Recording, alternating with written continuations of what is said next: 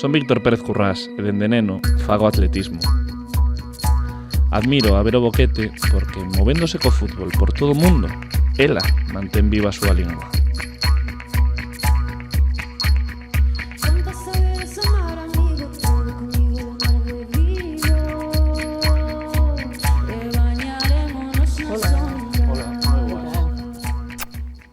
Un placer. Igualmente. Pois aquí estamos no Estadio Verónica Boquete, con Verónica Boquete. Que se sinte? Pois a verdade é que é curioso, é o primeiro, nunca pensei que tería un estadio o meu nome. E ademais é que é importante que xa non é que o meu nome, sino que nome de muller, que antes, pois, ata o de agora, pois, relacionar fútbol e muller non era tan doado. Unha pioneira como a ti, que estivo en 7 países, pode ser, 7 países, case nada, capitá da selección de fútbol. Eu non sei cando estás polo mundo se botas algo en falta da casa, pero bueno, eu trouxen aquí unhas rosquillas para ir picando, polo menos. Eso está ben. Entón, pois, sacámolas aquí e saímos comendo un pouquiño, sí, claro que sí. Entra moi ben. Iso, cando volves de fora, como falas galego, como afrontas o idioma? Pois eu estou encantada de volver. Para min, escoitalo é estar na casa. Fame unha entrevista, se pode ser en galego, mellor.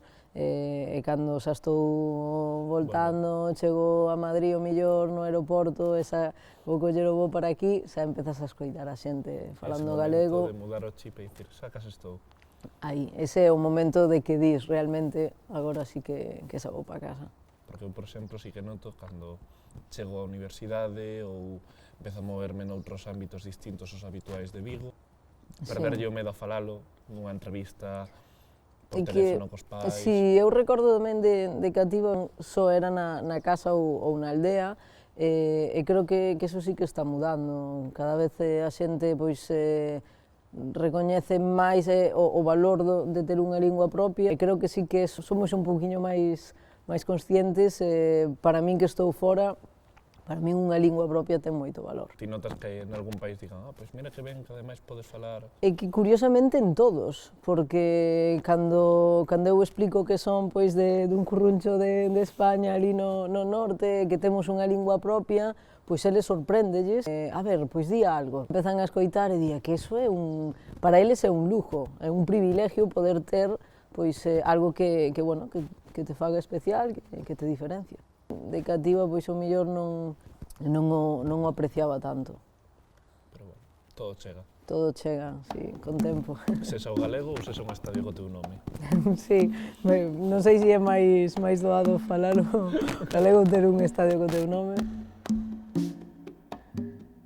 A pequena viña a ver o Compostela, sí. Aquí teño pasado moito frío. Moito frío? Sí, sí, sí. É a primeira vez que venho. Ah, sí?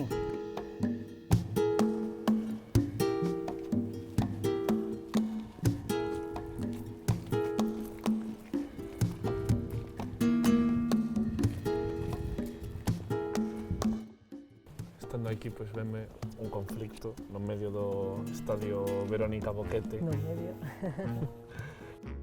Que moitas veces pois falamos de fútbol feminino, o baloncesto feminino. A longo prazo pode ser perxudicial por dicir, non, isto é un deporte aparte, case. Meu pai é adestrador, meu irmán 3 anos maior que a min tamén xogaba fútbol, e eu quería facer o mismo que facían eles. Pero encontrome cunha norma federativa que prohibía as nenas xogar cos nenos.